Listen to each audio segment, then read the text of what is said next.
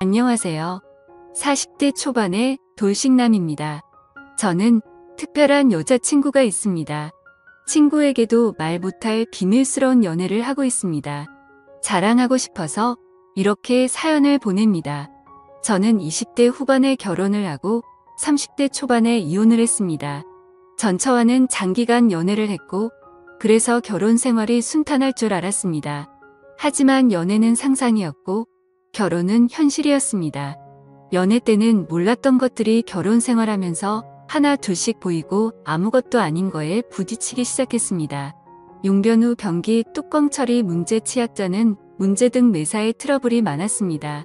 물론 부부끼리는 조금씩 양보를 하면서 고쳐야 하는 게 맞다고 생각합니다.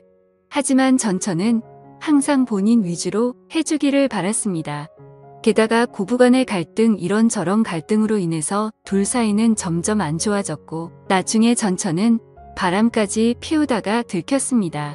어차피 결혼 유지기간도 얼마 되지 않았고 돈도 그렇게 많이 없었기 때문에 협의 이혼을 하려고 했습니다. 하지만 전처는 한 푼이라도 더 받아내려고 소송을 걸었고 그것 때문에 2년에 가까운 시간을 정말 힘들게 보냈습니다. 그래서 결혼에 대해서 정말 부정적인 생각이 되었고 지금도 평생 다시는 결혼을 하지 않을 생각입니다. 이혼을 하고 처음에는 여자를 만나는 것도 싫었습니다. 그렇게 오랜 기간 사귄 전처랑도 트러블이 잦았던 것에 대한 스트레스도 있었고 전처와 오랜 기간 사귀면서 다른 여자를 만나지 않다 보니 처음부터 다시 시작해야 하는 것에 대한 두려움도 있었습니다. 처음에는 정말 몇 년 만에 혼자라는 게 좋아서 혼자 하고 싶었던 걸 다 하면서 시간을 보냈습니다. 여자 생각이 날 때는 혼자서 위로를 하거나 돈으로 여자를 안았습니다. 하지만 어느 순간부터 그런 삶의 현타가 왔고 연애는 해야겠다고 생각했습니다. 제 나이가 아직 젊어서 풀지 못하다 보니 스트레스가 쌓여만 갔습니다. 요즘은 어플이 정말 잘 되어 있습니다. 특히 저처럼 이혼 남녀들이 많은 어플이 있는데 그곳에 가입을 했습니다. 대부분의 어플이 그렇듯 남자는 돈을 내야 하는 시스템이었는데 어차피 혼자 살다 보니 돈을 쓸 때도 많이 없어서 현금 결제를 했습니다. 이 어플이 좋은 게 사진도 있고 각자가 원하는 상대방의 조건, 성격, 지역 등이 나와 있었습니다. 처음에 며칠간 매치되는 여성들은 얼굴이 정말 아니거나 얼굴이 괜찮은 분들은 기독교 흡연을 하는 여성들이었습니다. 그냥 자연스러운 만남을 해야 하나 하고 생각하던 자에 괜찮은 여성분이 보였습니다. 슈퍼 오케이라는 돈이 많이 드는 시스템을 사용해서 쪽지를 보냈고 다행히 여성분이 수락을 해서 연결이 되었습니다. 며칠간 연락을 주고받다 시간을 정해서 만났습니다. 사진에는 정말 예쁘게 보였었습니다. 단아한 얼굴에 조신해 보이는 모습이었습니다. 어플 보정을 어느 정도 감안하기는 했지만 직접 만나보고 많이 실망하기는 했습니다. 사진이랑 너무나도 달랐습니다. 대화를 나눠보는데 대화 자체는 나쁘지 않았습니다. 그렇게 마음에 들지는 않았지만 애프터를 했고 그렇게 사귀기로 했습니다.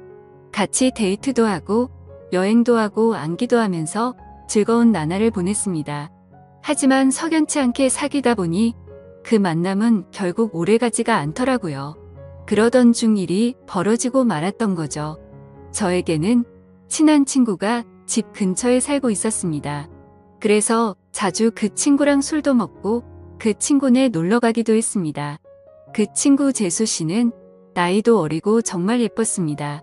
친구 아내는 저보다 7살이나 어렸습니다.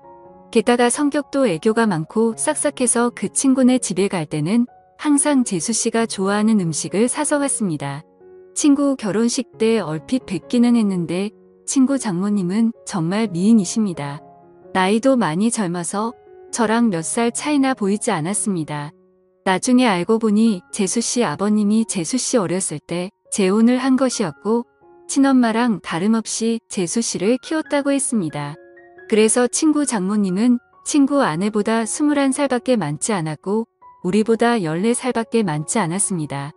하지만 피부도 좋고 얼굴도 예쁘고 몸도 날씬하고 잘 꾸며서 그런지 저랑 5살 정도밖에 차이나 보이지 않았습니다. 결혼 초부터도 친구네 신혼집에 가끔 가기는 했습니다. 친구가 결혼한 후 1년 정도 후에 친구 장인어른이 갑자기 돌아가셨습니다. 친한 친구이기에 장례식장에 가기도 했고 발인날에 옹구도 도와 친구를 위해서 정말 최선을 다했습니다. 장례가 끝나고 몇 주 후에 친구에게 연락이 와서 밥을 먹기로 했습니다. 장례식 때 도와준 걸 자신의 장모님이 너무 고맙게 생각해서 친구 집에서 밥 한 끼 먹자고 하셨다고 했습니다. 장소는 비록 친구 집이었지만 친구 장모님이 손수 음식을 해주셨습니다. 나이는 저보다 그렇게 많지는 않지만 그래도 오랜 기간 주부로 지내셔서 그런지 정말 음식 솜씨가 뛰어나셨습니다. 결혼식 때 잠깐 뵙고 장례식장에서 초췌한 모습만 봤는데 그날 친구 장모님을 보니 정말 뛰어난 외모를 가지고 있으셨습니다. 친구 아내도 예뻤지만 친구 장모님이 정말 아름다우셨습니다. 사위 친구니 저를 사위처럼 대해주시기는 했지만 저는 약간 여자로 느껴지기도 했습니다.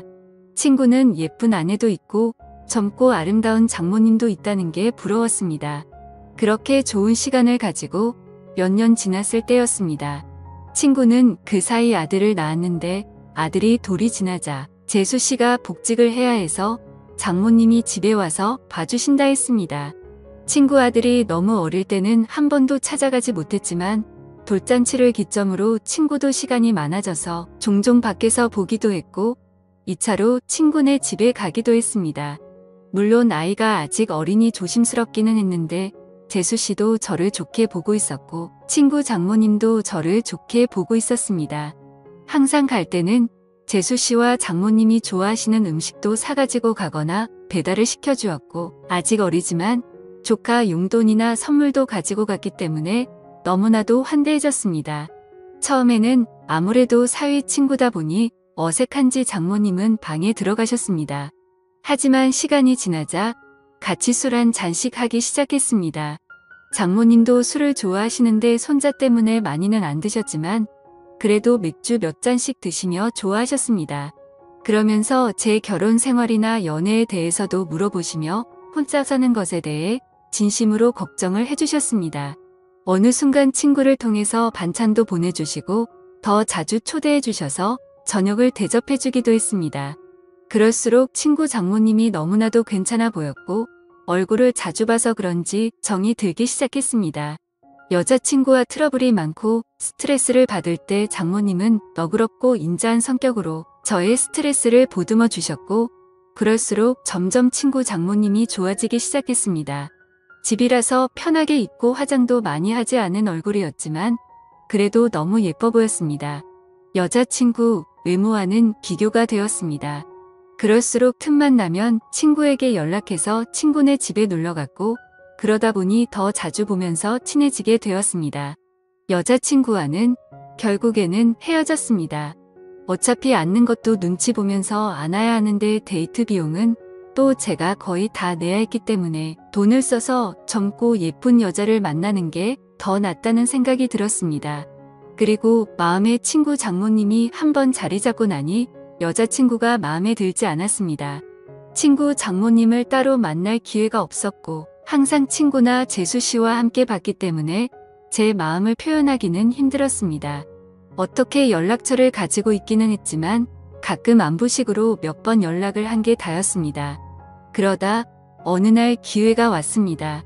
친구가 아내와 아들을 데리고 며칠 해외여행을 간다고 했습니다. 장모님에게도 같이 가자고 했지만 새 식구 오붓하게 다녀오라며 자신은 좀 쉬기도 하고 친구들도 만날 거라고 했다 했습니다. 저는 그게 기회라고 생각해서 따로 친구 장모님을 만나기로 했습니다. 친구가 여행을 간다고 한 날 연락을 했습니다. 친구 여행 가서 혼자 계시느라 심심하지 않으시냐. 그동안 저에게 대접을 잘 해주셔서 한번 대접을 하고 싶다고 했습니다. 장모님은 스케줄이 좀 있다고 하셨고 스케줄 없는 날에 그런 맛있는 거 사달라고 하셨습니다. 친구 장모님이 먹고 싶다는 메뉴를 검색해서 일부러 차로 몇십 분 가야 하는 괜찮은 맛집을 알아봤습니다. 장모님도 좋다고 하셨고 제가 차를 몰아 장모님을 태우러 친구네 집으로 갔습니다. 그동안 친구 집에서 편한 모습만 봤었는데 외출을 한다고 꾸민 장모님을 보니 정말 아름다웠습니다. 누가 보면 정말 40대인 줄 알 정도였습니다. 물론 저를 사위 친구로 생각하시고 편하게 나오신 거였지만 저는 꾸민 그녀를 보자 첫 데이트 마냥 심장이 쿵쾅거렸습니다. 우리는 드라이브도 하고 남한강이 보이는 분위기 좋은 곳에서 맛있는 밥도 먹었습니다. 조금이라도 그녀와 더 있고 싶어서 뷰가 좋은 카페에 가서 이야기도 많이 했습니다. 장모님은 이제 손주도 컸고 어린이집 등 하원은 친구나 재수씨도 할 수 있으니 이제 슬슬 친구네와는 따로 살 생각이라고 했습니다. 친구 부부에게도 얘기를 했는데 아직은 같이 살기를 원한다며 아마 혼자 지낼 자신이 걱정돼서 그런 것 같다고 했습니다. 장모님이 친구네 집에 계속 있으면 솔직히 저에게는 전혀 기회가 없기 때문에 저는 맞장구 쳐주는 것처럼 이제 장모님도 따로 사시면서 장모님 인생을 즐기라고 말했습니다. 장모님도 저랑 얘기가 통한다며 좋아했습니다. 장모님을 친구네 집에 바래다 주고 헤어지기가 아쉬워서 술 한잔 하자고 했습니다. 하지만 장모님은 다음 날 아침부터 친구들과 스케줄이 있다며 거절하셨습니다. 며칠 안 남은 친구네 여행 기간에 시간 되실 때 있냐고 물어봤지만 간만에 혼자 있는 기간이라 스케줄을 다 잡아놨다며 친구 부부가 여행 끝나고 돌아오면 집으로 한번 와서 함께 마시자고 했습니다. 저는 너무나도 아쉬웠지만 계속 들이대면 거부감이 들까봐 쿨한 척 그녀를 돌려보냈습니다. 집으로 들어오니 너무나도 아쉬움이 남았고 장모님을 생각하며 스스로 위로를 했습니다. 그 후로 몇 개월 친구네 집에 몇 번 갔고 친구 장모님을 보면서 애틋한 감정은 점점 부풀어 올랐습니다. 그러던 어느 날 친구네 집에 갔을 때 장모님이 보이지 않으셨고 친구는 며칠 전부터 따로 나가서 사신다고 했습니다. 그 얘기를 듣고 몇 날 며칠을 고민하다가 장모님께 메시지를 보냈습니다. 나가 사신다는 얘기 들었다며 괜찮으시냐고 안부를 물어봤고 장모님은 손주가 눈앞에 아른거리지만 시간적 여유도 있고 육체적으로도 편하다고 했습니다. 이런저런 얘기를 하다가 시간 될 때 같이 식사하자고 했고 그 후로 연락을 더 주고받다가 결국 만나게 되었습니다. 몇 주 만에 만나는 그녀는 정말 아름다웠습니다. 첫 데이트 때보다 더 아름답게 입고 왔고 그 모습에 눈에서 하트가 뿅뿅하는 걸 느낄 수 있었습니다. 우리는 소고기집에 가서 한우를 먹으며 술을 한잔했습니다. 그녀는 다음날 스케줄이 없다며 오랜만에 술을 실컷 마시고 싶다고 했습니다. 고기며 분위기며 모든 게 다 좋으니 술은 술술 들어갔고 장모님도 저도 술에 좀 취했습니다. 장모님은 은근히 제 마음을 알고 있다는 표현을 하면서도 자신이 나이도 있고 관계가 친구 장모님이니 그런 생각은 접으라는 식으로 말했습니다. 그 소리에 처음에는 당황하기도 하고 부끄럽기도 했지만 나이가 뭐가 중요하고 그리고 비밀로 하면 관계가 뭐가 중요냐며 제 마음을 고백했습니다. 어차피 이렇게 끝이 날 거면 제 마음이라도 고백해야 한다고 생각했습니다. 그녀는 제가 술이 좀 과했다며 일어서자 했고 그렇게 그녀를 택시에 태워 돌려보내고 가슴이 너무 아파서 눈물이 났습니다. 이혼 후 정말 좋아하는 첫 여자였는데 친구 장모님이라는 이유 때문에 만날 수 없다는 생각에 가슴이 먹먹했습니다. 친구 장모님이 아니었다면 만남조차 없었을 수도 있겠지만 그런 핑계로 이렇게 까이지 않았을 테니까요.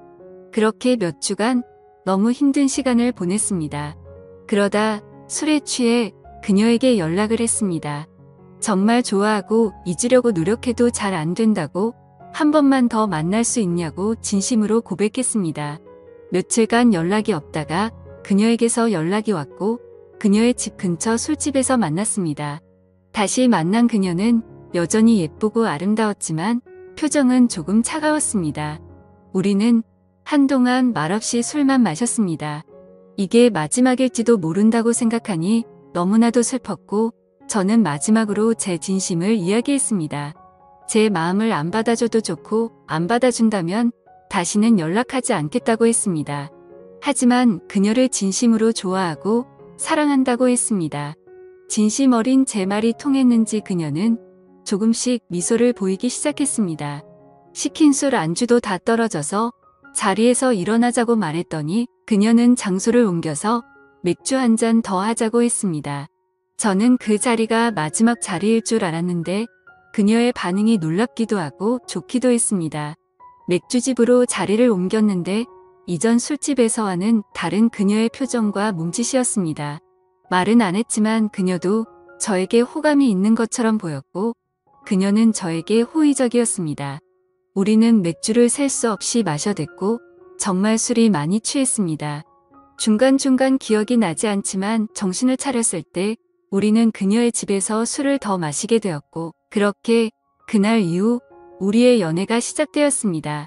그녀와 저의 나이 차이는 크게 많이 나지 않아서 전혀 문제될 게 없었고 비밀만 잘 지키며 사랑한다면 아무런 문제가 없을 것 같습니다. 저도 그녀도 서로에게 푹 빠져 있고 이렇게 오랫동안 함께 사랑하고 싶습니다. 어떻게 보면 남들이 손가락질할 관계이지만 저도 혼자이고 그녀도 혼자인데 남들 시선으로는 문제가 되는 현실이 너무나도 안타깝습니다. 이 채널을 가끔 보는데 여기에는 저보다 훨씬 더 현명하신 인생 선배님들이 많으신 걸로 보입니다. 선배님들 인생 정도 되면 지금 제 현실에 대해서 좋은 말씀도 많이 해주시고 격려도 많이 해주실 거라고 판단됩니다. 한 번 사는 인생 정말 사랑하는 사람과 아름다운 사랑하는 게 좋은 거잖아요. 그녀의 말대로 물 들어올 때 노 젓고 싶은데 어떻게 생각 드시나요? 지금까지 제 사연을 읽어주셔서 감사합니다.